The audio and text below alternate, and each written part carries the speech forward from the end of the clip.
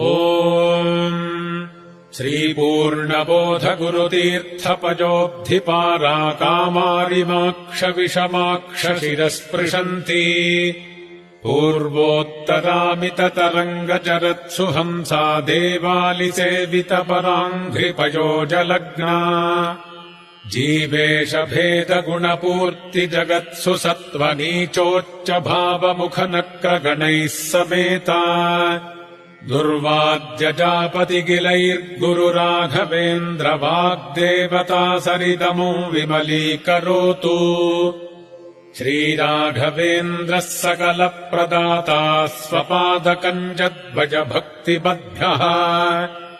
अघाद्रिसम्भेदनदृष्टिवज्रः क्षमासुरेन्द्रो बतु माम् सदाजम्।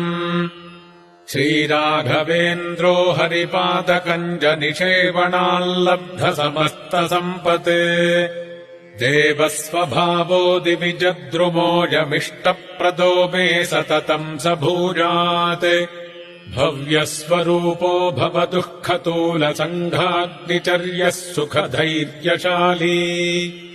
समस्तदुष्टग्रहनिग्रहेशो दुरत्यजोपप्लवसिन्धुसेतुः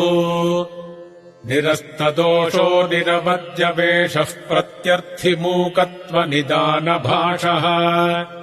विद्वत्परिज्ञेयमहाविशेषो वाग्वैखरी निर्जितभव्यशेषः सन्तानसम्पत्परिशुद्धभक्तिविज्ञानवाग्देहसुपाटवादीन् दत्त्वा शरीरोत्थसमस्तदोषान् हत्वा सनोऽव्याद्गुरुराघवेन्द्रः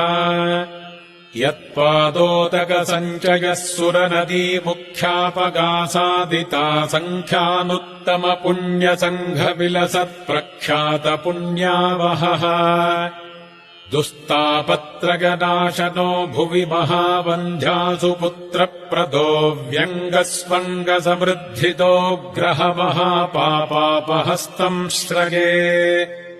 यत्पादकञ्जरजसा परिभूषिताङ्गा यत्पादपद्ममधुपायितमानसारे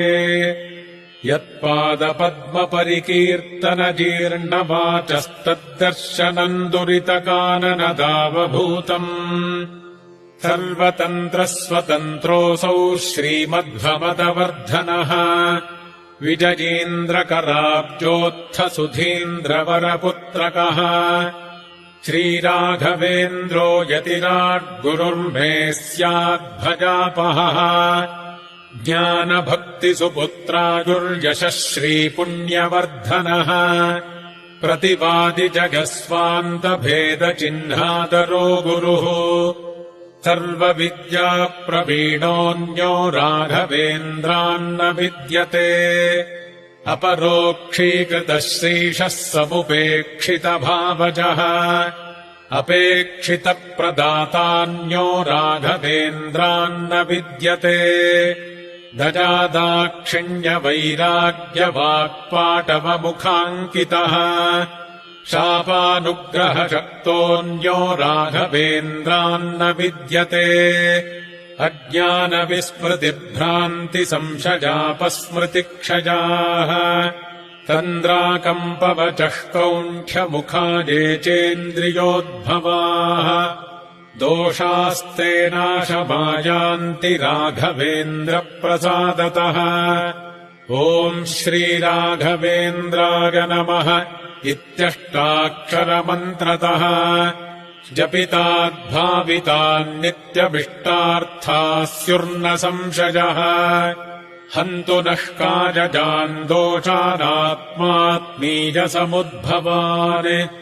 सर्वानपि पुमर्थांश्च ददातु गुरुरात्मवित्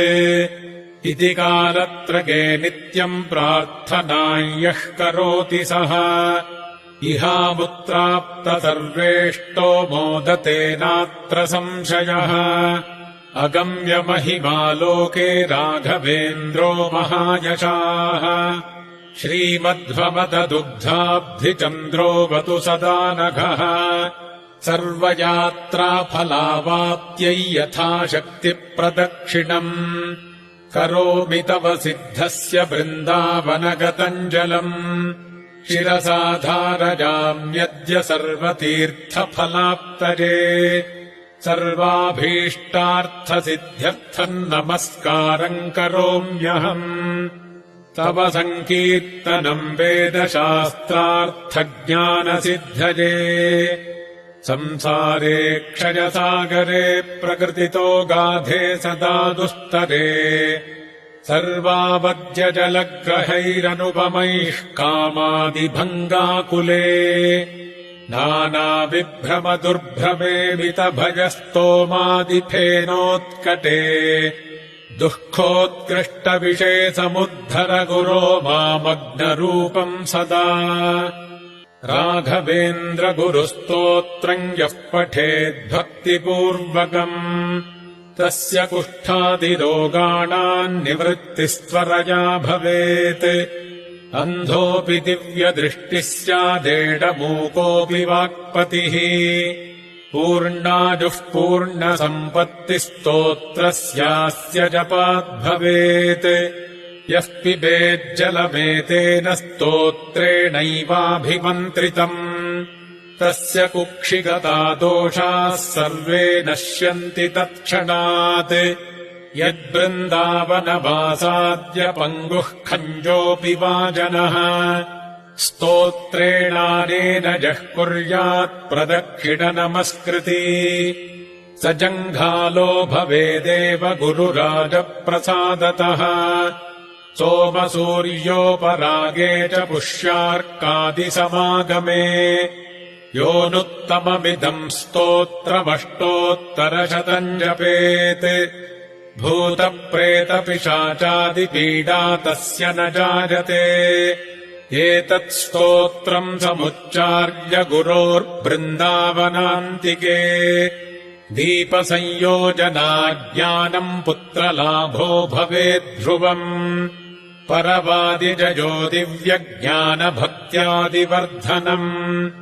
सर्वाभीष्टप्रवृद्धिः स्यान्नात्र कार्या विचारणा राजचोरमहाव्याघ्रसर्पनक्रादिपीडनम् न जायतेऽस्य स्तोत्रस्य प्रभावान्नात्र संशयः यो भक्त्या गुरुराघवेन्द्रचरणद्वन्द्वम् स्मरन् यः पठेत् स्तोत्रम् दिव्यमिदम् सदा न हि भवेत्तस्य सुखम् किञ्चन किन्त्विष्टार्थसमृद्धिरेव कमलानाथप्रसादोदयात् कीर्तिर्दिग्विदिता विभूतिरतुला साक्षी हजास्योऽत्र हि इति श्रीराघवेन्द्रार्य गुरुराजप्रसादतः कृतम् स्तोत्रमिदम् पुण्यम् श्रीमद्भिर्ह्यपणाभिधैः पूज्याय राघवेन्द्राय सत्यधर्मरताय च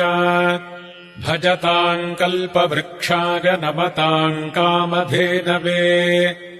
आपादमौलिपर्यन्तम् गुरूणामाकृतिम् स्मरेत् तेन विघ्नाः प्रणश्यन्ति सिद्ध्यन्ति च मनोरथाः दुर्वादिध्वान्तरवजे वैष्णवेन्दीवरेन्दवे श्रीराघवेन्द्रगुरवे नमोऽत्यन्तदयालवे मूकोऽपि यत्प्रसादेन मुकुन्दशयनायते राजराजायते रिक्तो राघवेन्द्रम् तमाश्रजे गुरुः श्रीराघवेन्द्रार्यत्वामहम् शरणम् गतः आयुरारोग्यमैश्वर्यम् दत्त्वा त्वम् रक्ष रक्ष माम् गुरुः श्रीराघवेन्द्रार्यत्वामहम् शरणम् गतः ज्ञानम् भक्तिम् च वैराग्यम् दत्त्वा त्वम् रक्ष रक्ष माम् इति श्रीमदप्पणाचार्यविरचित श्रीराघवेन्द्रस्तोत्रम् हरिः ओम्।